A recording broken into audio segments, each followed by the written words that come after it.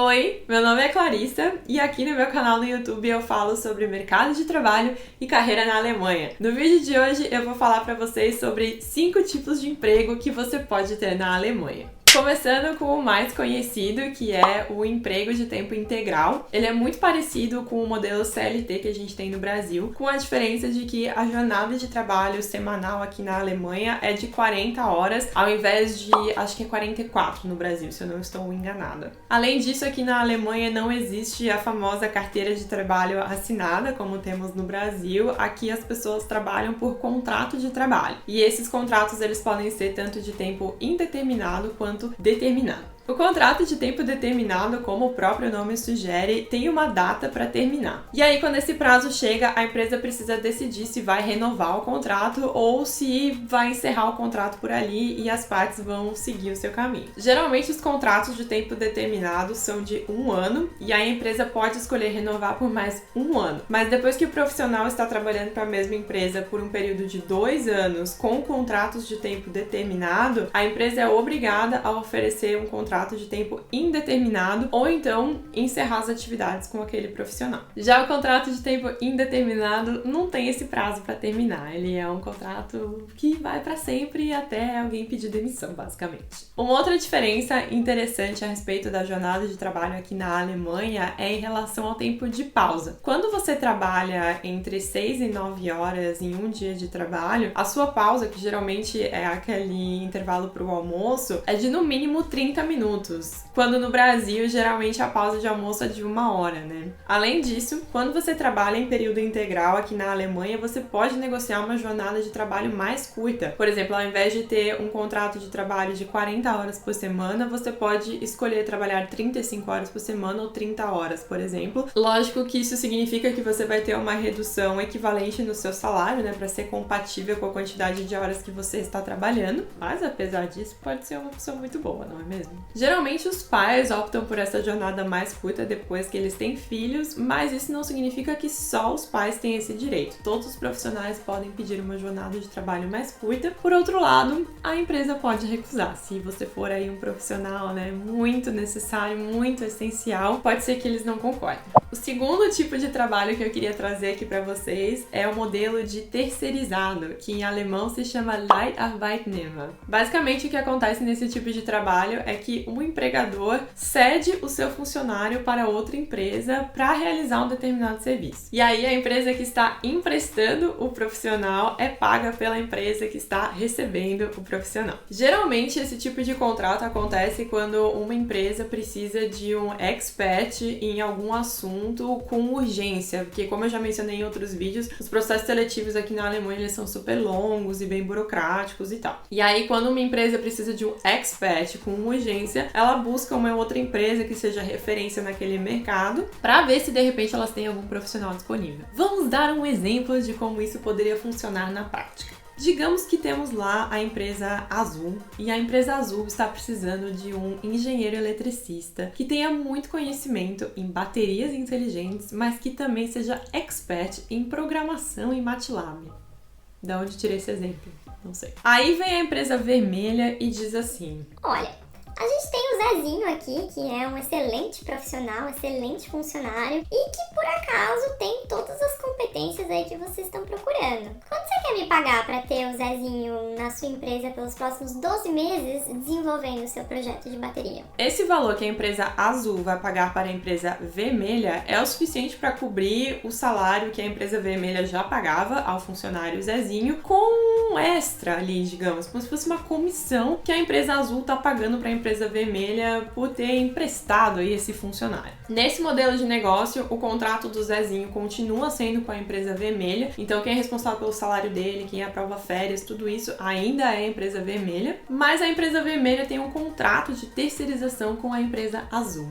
Entende o que eu quero dizer? Esse tipo de trabalho é mais comum na Holanda, mas como também existe na Alemanha, eu queria trazer aqui pra vocês. O próximo tipo de emprego que eu queria mencionar aqui é o freelancer, o famoso freela. Na Alemanha, o freelancer é um trabalhador autônomo e existem inúmeras possibilidades para se atuar como freelancer por aqui. Você pode ser um advogado que atende por conta própria, você pode ser um designer, você pode ser gestor de redes sociais, você pode ser um youtuber, você pode ser um consultor, enfim, enfim, você pode ser uma série de coisas como freelancer. Basicamente, qualquer profissional que queira oferecer um serviço por conta própria pode atuar como freelancer aqui. Esse é o modelo que eu utilizo, por exemplo, para oferecer os meus serviços de mentoria para brasileiros que estão procurando emprego aqui na Alemanha. Para ser freelancer, você precisa se cadastrar no portal Elster e preencher um formulário com uma série de informações, por exemplo, o seu nome, o endereço da empresa, o nome do seu negócio, o que esse negócio vai fazer, etc. Depois, o Finanzamt vai avaliar o seu formulário e ou vai pedir mais informações ou vai aprovar o seu pedido, emitindo o número de imposto da sua empresa, o seu Steuernummer, como freelancer. Esse número é o que você vai usar, por exemplo, para emitir as notas fiscais da sua prestação de serviço. Dependendo do tipo de visto que você tem, se ele permite que você atue como freelancer e das suas competências, trabalhar como freelancer pode ser uma ótima forma ou de se colocar no mercado de trabalho aqui na Alemanha, ou também de fazer uma transição de carreira, porque aí você pode prestar o seu próprio serviço, né, construir um portfólio e ter resultados para mostrar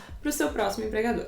O próximo tipo de emprego da lista é o mini job, que é o queridinho dos estudantes aqui na Alemanha. Nesse modelo, você trabalha algumas horas por semana e não pode receber mais do que 450 euros por mês. Então você vai ter um contrato de trabalho para o seu mini job e lá vai estar escrito qual que vai ser o seu salário por hora de trabalho. Aqui na Alemanha é muito comum se referir ao salário como valor por hora trabalhada. Esse valor sempre tem que respeitar o salário mínimo, que em 2021 aqui na Alemanha é de 9,50 euros por hora de trabalho, mas dependendo da sua área de atuação ou dependendo das atividades que você for fazer, aí pode ser que você ganhe mais do que isso por hora. De qualquer forma, é muito importante prestar atenção nesse equilíbrio entre o valor do seu salário e a quantidade de horas trabalhadas para não passar esse limite de 450 euros por mês. Então, só para dar um exemplo, né, se você for trabalhar em um mini job que pague o salário mínimo, os 9,50 euros por hora de trabalho, em um mês você vai poder trabalhar no máximo 47 horas aproximadamente, o que dá mais ou menos 11 horas de trabalho por semana. Eu mencionei que esse tipo de emprego é muito conhecido entre os estudantes, porque alguns exemplos de mini job que são mais conhecidos são, por exemplo, entregador de comida, entregador de panfleto, auxiliar de estoque de supermercado, camareira de hotel, e a maioria desses trabalhos não tem uma rotina, não tem horas muito definidas, né? São algumas horas de manhã, às vezes algumas horas de tarde, às vezes algumas horas da noite, e aí acaba sendo um pouco mais fácil para os estudantes pegar esse tipo de emprego porque eles conseguem conciliar com os horários das aulas. Mas isso não quer dizer que só estudantes possam fazer mini jobs. Muito pelo contrário. E assim como o freelancer, o mini job pode ser uma ótima porta de entrada para que você se coloque no mercado de trabalho aqui na Alemanha. Lá na minha playlist Carreira na Alemanha, que eu vou deixar linkada aqui para vocês, tem um bate-papo super legal com a Karine, que é profissional de TI, e com a Aline, que é dentista. As duas vieram aqui para a Alemanha e começaram a trabalhar nas suas áreas de atuação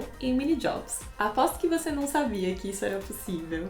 E antes de encerrar esse vídeo, eu queria também falar um pouquinho sobre estágio, já que foi um emprego super importante para minha jornada profissional aqui na Alemanha. A principal diferença entre o estágio que a gente tem no Brasil e os estágios aqui da Alemanha é que na Alemanha você não precisa de nenhum vínculo com a universidade para fazer estágio. No Brasil a gente tem que preencher uma papelada lá na universidade, entregar na empresa, tem que ser na mesma área do seu estudo, tem que ter um supervisor de estágio, um relatório de estágio, uma série de burocracias lá. Pelo menos era assim na época em que eu estava morando no Brasil. Não sei se isso mudou. Se você tem mais informações sobre isso, comente aqui embaixo. De qualquer forma, na Alemanha não é assim. Aqui qualquer pessoa pode fazer estágio. Eu fiz vários quando eu me mudei pra cá, porque eu queria aprender algumas habilidades diferentes para complementar o meu currículo e fazer uma pequena transição de carreira. E isso também me ajudou a ter cartas de recomendação que são super importantes quando você está procurando emprego por aqui. Os estágios na Alemanha, eles podem ser voluntários ou obrigatórios, mas isso não tem nada a ver com salário. O estágio voluntário é um estágio qualquer que você faz, por exemplo, como eu fiz para aprender alguma coisa, enquanto o estágio obrigatório é aquele que você tem que fazer para complementar o seu estudo na universidade, então ou para concluir o seu bacharelado, seu mestrado, etc. Tanto o estágio voluntário quanto o estágio obrigatório na Alemanha podem ser remunerados ou não. Mas, quando o estágio não é remunerado, ele tem que ter duração máxima de até 3 meses, porque não é para tirar vantagem da mão de obra qualificada.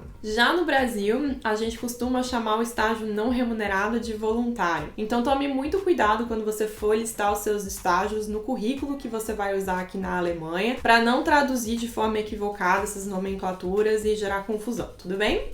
O meu objetivo com esse vídeo era explicar algumas diferenças entre os tipos de trabalho que existem aqui na Alemanha e trazer algumas opções que podem ser interessantes para que você se coloque no mercado de trabalho aqui. Se você gosta desse tipo de conteúdo, já deixa um like e se inscreve aqui no canal, porque toda quinta-feira tem vídeo novo. Um beijo e a gente se vê na próxima!